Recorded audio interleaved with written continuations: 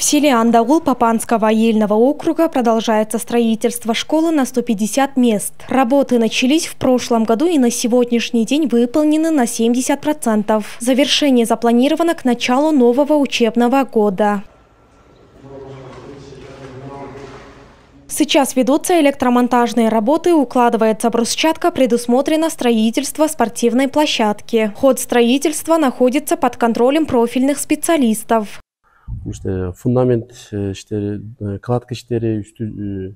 Фундамент и кладочные работы завершены, накрыта крыша. Ведутся штукатурные и отделочные работы. Качество строительных материалов высокое. За ходом строительства следят технадзор и прораб.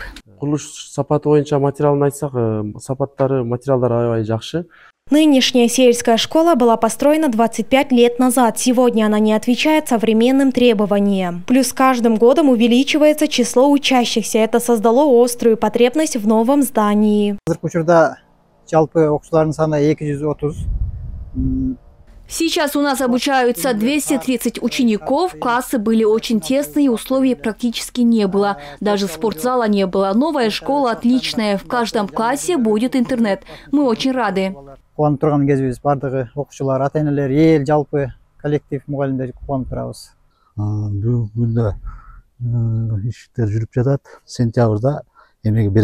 Здание соответствует европейским стандартам. Из госбюджета на строительство было выделено 103 миллиона сомов.